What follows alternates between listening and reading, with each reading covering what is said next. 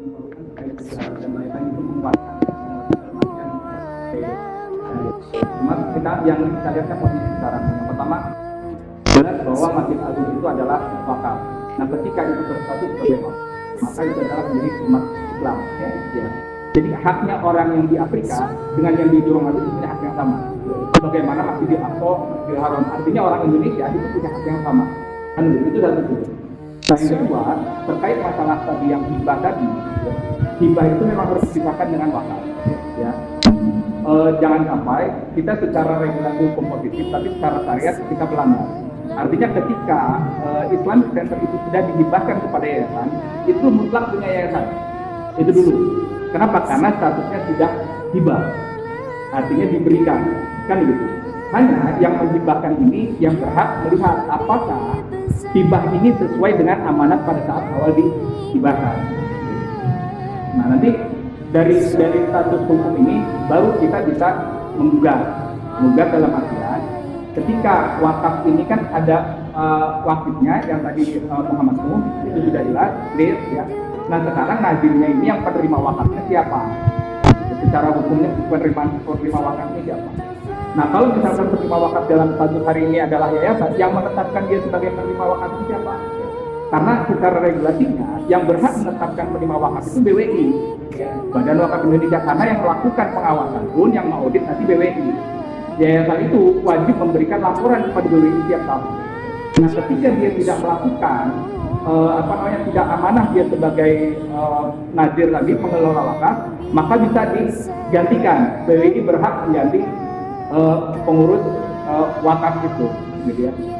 Nah, terkait masalah yang Islamic Center tadi, termasuk dengan Pemda, ini diperjelas apakah tanah lahan itu mau diwakafkan atau tetap dalam bentuk tanah Pemda. Kenapa? Karena impact-nya di depan. Kalau itu statusnya tanah Pemda, tata ruangnya berubah itu bisa dibongkar. Gitu. Termasuk dengan Islamic Center, terserah si punya yayasan, karena statusnya bukan hibah. Kalau dia ingin merubah itu tidak menjadi Islamic Center, ya itu kewenangannya si yayasan, karena statusnya hibah. Nah, mumpung pelaku-pelaku sejarahnya ini masih ada, maka yang hibah tadi lebih baik dijadikan ke wakaf, semati dicatatkan di BWI, termasuk yang taman tadi. Jadi satu kompleks di Masjid Agung Nurul Ikhlas Cilegon, artinya ini menjadi harta wakaf, gitu, harta wakaf.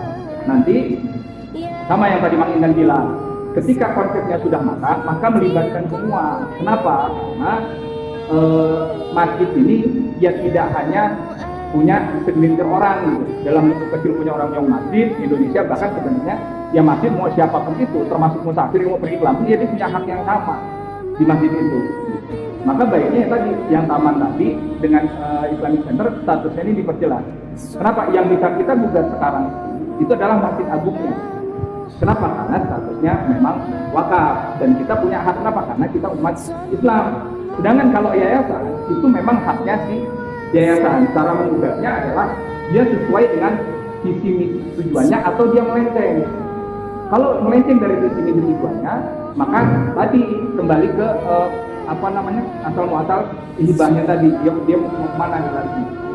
Nah nanti terkait yang Pak Bayu bilang tadi, ketika ini nanti kalau misalkan sudah dilihat bahwa ini tidak amanah, ketika dicabut baru nanti larinya ke pembentukan siapa yang mau dijadikan sebagai penerima wakaf. Nah terkait nanti apakah dari penerima wakaf ini membentuk kepanitiaan pengurus, kemudian lain-lainnya terkait dengan penetapan itu kan itu lebih ke prosedur hukum positifnya. Kenapa? SK pemerintah dengan penetapan itu sebagai Masjid Agung kota itu kan untuk melanggengkan pemerintah memberikan uang. Hibah artinya ada payung hukumnya ketika memberikan dana operasional gitu. Nanti kalau misalkan tidak ada dasar hukumnya, maka masjid yang lain kan diburu. Kenapa ke Masjid Agung rutin gitu? Masjid yang di KS tidak diberikan karena ya tadi status SK dari pemerintah ditetapkan sebagai masjid kota, gitu. Termasuk dengan Istiqlal kan gitu. Kenapa yang masjid-masjid di Jatinegara tidak diberikan se-privilege masjid Istiqlal oleh pemerintah? Ya, karena pemerintah menetapkan itu sebagai masjid nasional. Gitu. Jadi itu sebenarnya lebih kepada payung hukum, termasuk dengan SK penunjukan pengurus dan lain. Nah itu kan secara proseduralnya. Tapi ya tadi secara syariatnya kita dudukkan dulu nih status wakaf dengan status hibah ini harus dipisahkan. Gitu.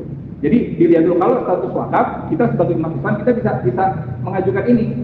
Artinya ya kita semua punya hak. Gitu. Bahwa apa? Hal yang sederhana, kemanfaatan tujuan hibah itu tidak terlaksana. Contoh misalkan jam 9 orang mau ibadah susah karena sudah tutup, kan begitu. Di bulan Ramadan tidak ada itikaf, artinya masyarakat sekitar yang harusnya mendapatkan kemanfaatan, yang itu tidak mendapatkan manfaat dari hibah yang tujuan dari almarhum Muhammad Nuh tadi, gitu. Artinya ya kasihan juga almarhum, saya menghibahkan, gitu kan, tapi yang menghibahkan ini tidak amanah dalam menjalankan visi. Nah ini yang kita lihat dari pintu masuknya dari Masjid Agung, nanti baru larinya adalah ke ya Islamic Center dan yayasan dengan tanah Pemda. Ini mau statusnya dihibahkan atau apa? Karena memang amannya dihibahkan. Kenapa? Karena kalau misalnya status yayasan, iya terserah ya. Sama kayak misalnya ketika saya menghibahkan tanah ke Pak Bayu, ya terserah Pak Bayu mau bikin apa. Gitu. Kenapa? Karena statusnya hibah. Mungkin itu aja. Karena saya ada. Sedikit saja, sedikit saja. Latar belakang pembangunan Islamic Center ini ada itu sebab